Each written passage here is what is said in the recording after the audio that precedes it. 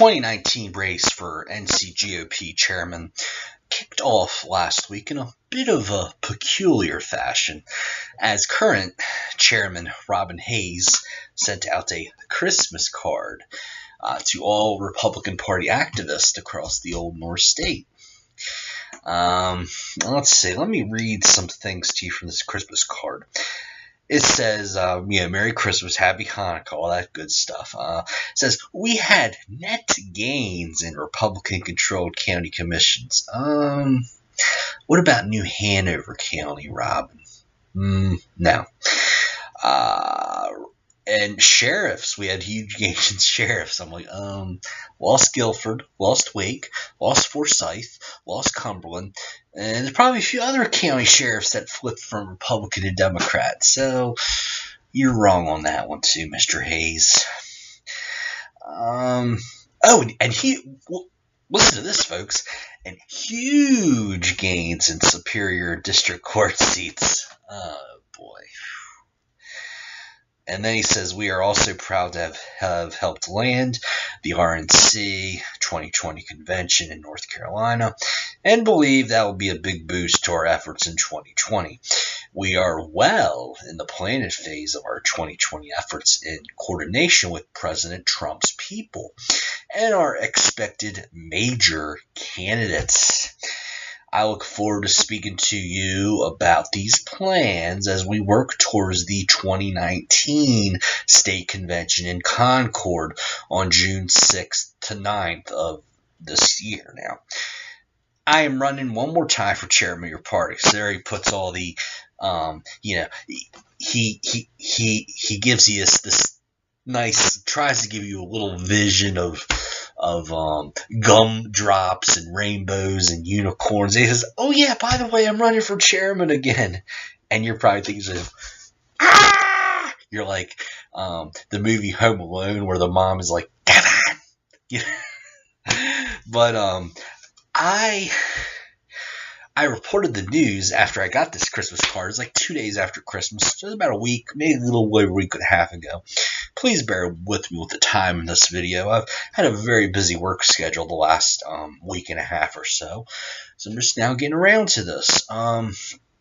But back on December 27th, the initial reaction I got after posting the news on Facebook that Robin Hayes will be running for a third term as party chairman is one of anger and shock. And it wasn't just two friends on my Facebook either. Our good friends at Daily Haymaker and also a lesser-known blogger called Lady Liberty also feel quite sick about this news too. Now, I'm not going to make this a bash Hayes video blog, but what I am going to do is I'm going to try to communicate with you and my audience about why I think Robin Hayes wants another term, and then I'm going to bring that back to how can we get a new chairman in 2019 and make 2019 the year, a new chairman, rather than the same old establishment boilerplate that we've been getting for at least the last 8 years, minus a period where we had Hassan Harnett and Claude Pope a little bit. And Claude, he towards the end of his term, he really tried to be Mr. Tea Party, but being that he was a member, he's a nephew of Pat McCrory, just couldn't quite break that establishment mold. So it has been a while since we've had a really good since we've had a really good non-milquetoast chairman of the state party. So anyway, here are some theories that I came up with why Robin Hayes wants to run again. Theory 1. It's who Robin Hayes is, and it's his folksy southern mannerisms. He's grandpa.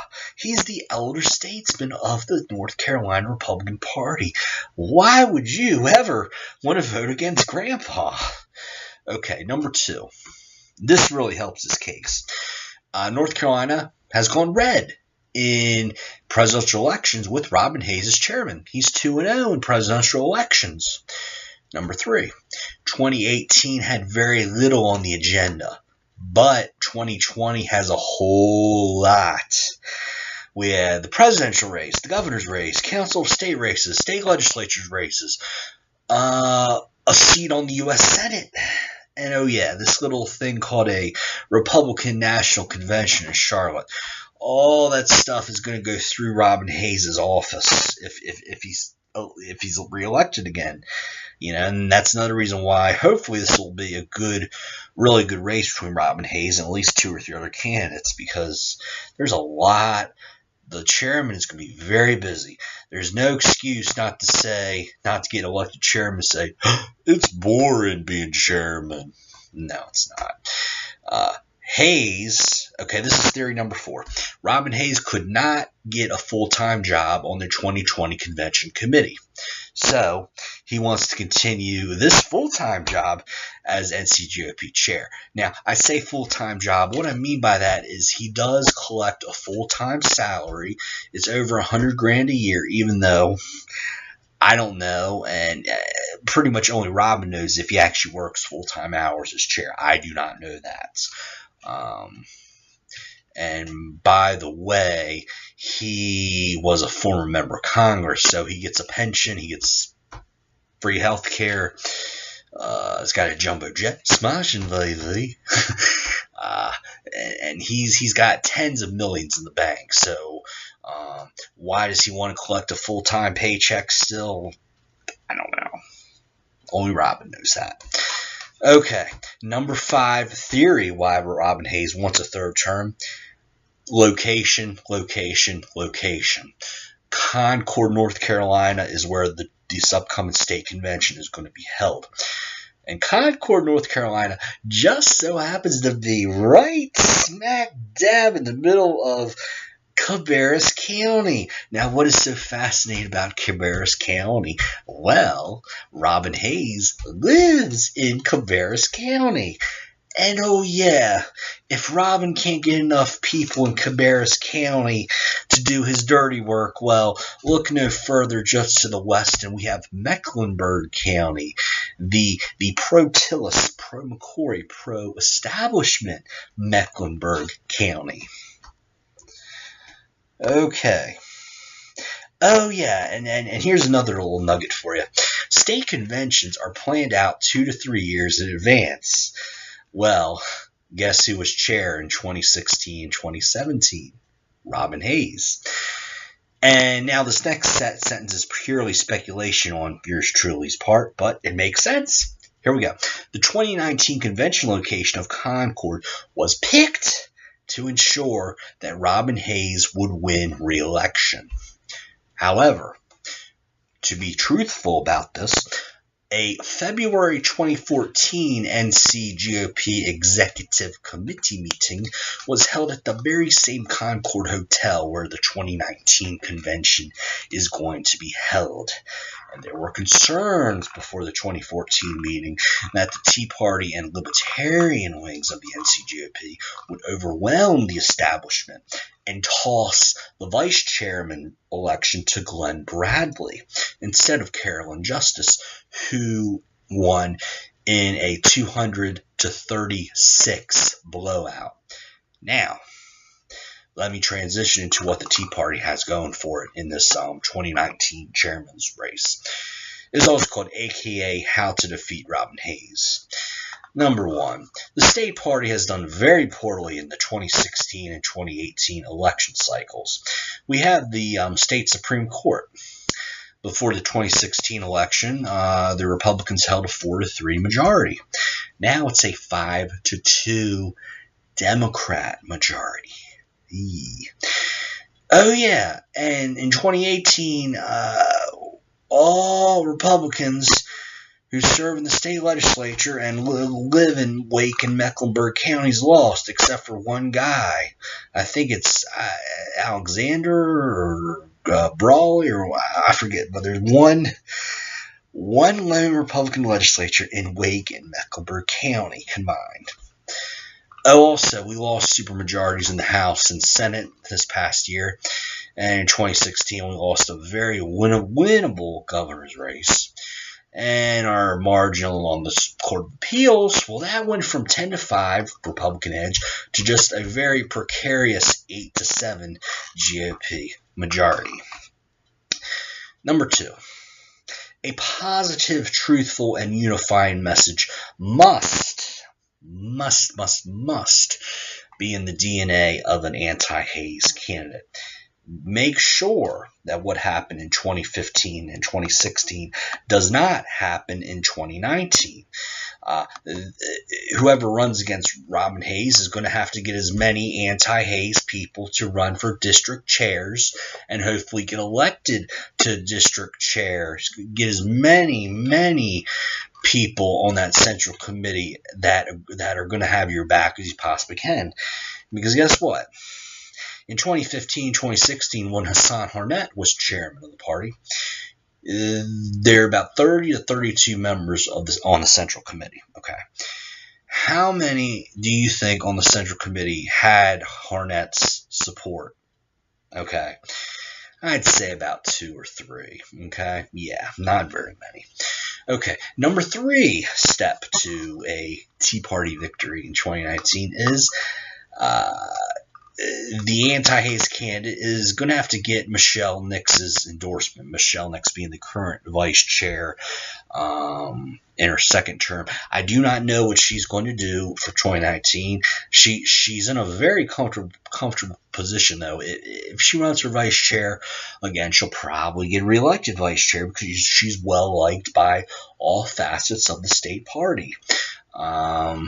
However, getting her endorsement, though, is very important because one of the biggest things that sunk Jim Womack's campaign for chairman in 2017 was that he and Michelle Nix never got along. And their disputes were also very public, albeit a little too public, on Facebook. And then another thing I've heard about Michelle Nix is she might actually run for the congressional seat out in the 3rd district. Is a very safe Republican district. You could even say a safe yellow dog Republican district. In other words, people would vote for a what's that theory? People would vote for if the yellow dog was a Republican, people still vote for it, kind of thing, over a person. Yeah, that's the kind of theory. Okay, now if Michelle Nix's endorsement is not possible, though, the anti-Hayes candidate has to make sure at least one person run for vice chair will have your back. Now, it's important to note that big difference between state officer elections and your county officer elections. In the county officer elections, you can run chair, vice chair, secretary on down as one slate. Okay. In state officer election, the votes are separate. So in other words, if Jim Womack runs for chair, you can vote for him, and then you can vote for, now if Jim Womack advertises, vote for me and vote for Michelle Nix, well, guess what? You can still vote for Jim Womack and then vote for Jane Smith over Michelle Nix. It's not, it's just like the governor, lieutenant governor. You can vote for Roy Cooper and then cross over and vote for Dan Forrest. You don't have to vote for straight R or straight D for governor and lieutenant governor. I hope you understand that, what I was saying. And number 5, the biggest question of the evening is who should run against Robin Hayes. Well, I have 2 people, and I have kind of a third option that I'm a little more lukewarm about. So the strong 2 candidates I have is one is Mr. A.J. Dowd. Mr. Dowd is very popular across all wings of the party and has great rapport and communication with a lot of chairs across the state. He's also been a former district chair. I believe he was the 6th district chair for a while. So he knows how the party is run holistically. And one of the weaknesses of Hassan Harnett was that he was a campaign manager. He had never been county or even precinct chair. I imagine. So Dow definitely knows how the party's run. He was also a former member down, I believe, the Miami-Dade County Sheriff's Department. But he was in law enforcement in South Florida. I don't know if it was Miami-Dade, but it was somewhere in there. He's also a former commissioner of the North Carolina Lottery, so a lot of leadership experience with law enforcement as well as government. And he also ran unsuccessfully for the North Carolina Secretary of State seat in 2012. The other strong candidate I have who should run against Robin Hayes is Frank Williams. He is a current Brunswick County Commissioner, and he is an elected official from one of the strongest GOP counties in the state. And it's not just a strong GOP county. That's a good selling point. It is one that is transitioning from rural to suburban in the fast-growing Wilmington, Myrtle Beach metropolitan area. So, Frank has known for a while how to get rural voters, but now you'd like to think he also knows how to get suburban voters, which is becoming increasingly a huge problem for the Republican Party. And he's also a former district chair, District 7, and during that time he conducted many training sessions on public relations and get out the vote, which is sorely lacking in today's NC GOP leadership. And also, he's under the age of 50, so he'd bring youthful energy to the party while also bridging the gap to the senior members of the party. And I will point out that Brunswick County is one of the, in terms of population, has one of the oldest ages of residents in the entire state of North Carolina. It is a huge retirement community, not just North Carolina, but the whole country. So yeah, if anybody knows how to talk to younger voters and older voters, it's Frank Williams. And then option number 3. This one's probably pretty easy to guess. Well, it was the candidate in 2017, Jim Womack. He ran on an excellent platform of openness and transparency in the party, but there are 2 strikes I have against him, and one is that he called for a closed session at the June 2018 Executive Committee meeting. And this is when the vote was being held between who would get the Republican nod for a Court of Appeals seat between Jefferson Griffin and Sandra Ray. So he called for a closed session on this. Fortunately, it was voted down, but still, I have to tell you, here's a guy who in 2017 ran on openness and transparency, and then just 1 year later says, heck with openness and transparency. And then another thing, too, is Jim Womack has never, to this day, and I sent him a friend request on Facebook like a year and a half ago. He has never to this day accepted my friend request on Facebook, despite the fact we have like 65 mutual friends between us. And the thing about the Facebook friend request is,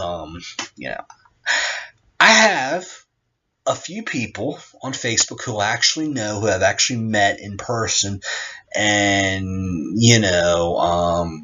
communicate with outside of Facebook.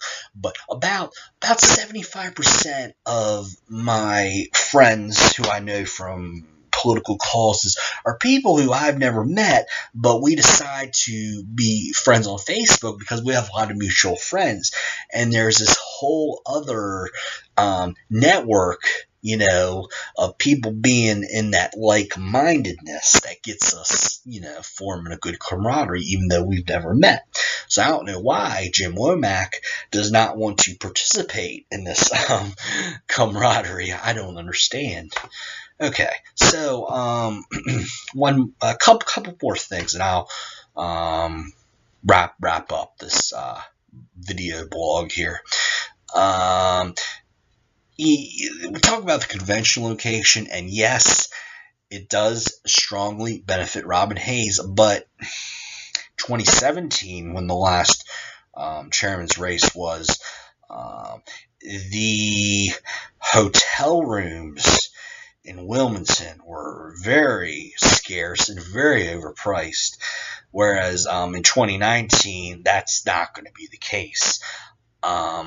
Obviously, the convention venue is going to be very expensive, probably about around $120 a night, but you can go up to Kannapolis, like maybe be 10-minute drive from the convention venue, and you're only going to pay $60-70 a night for a hotel. Now, if you couldn't do that in Wilmington, you could pay $100 a night and live in with rats and drug dealers, or you could have gone to Jacksonville, North Carolina, about 45 minutes away, and pay $60-70 a night. So, for us blue collar conservatives, the the price for the hotel room expenditures are going to be a lot cheaper than Wilmington was. So that could definitely benefit the anti-Hayes candidate. And then one more thing, and the biggest factor really looming over the 2019 race is Pat McCrory. He said last week that he is waiting until later this year to decide on whether he wants to run for governor in 2020 or he wants to run for the 2022 U.S. Senate seat that is going to be open because Richard Burr is in his last term. But remember that, McCrory and Hayes are pretty good friends. So if you vote against Robin Hayes for chair, this would send a good message to Pat McCrory and be like, you know what? Please, just don't run anymore for anything, okay? Do your little radio show and just don't run for anything anymore.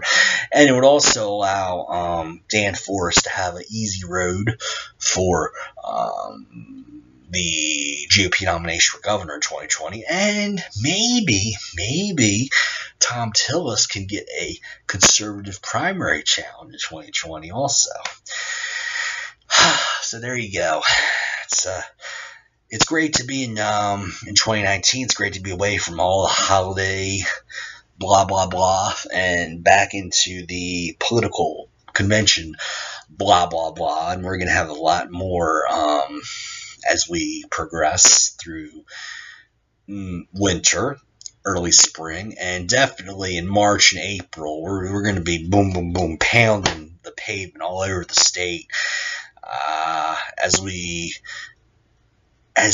take the road to Concord. So for the conservative Pelican, I am in fact Bobby Crawford. Thanks for watching.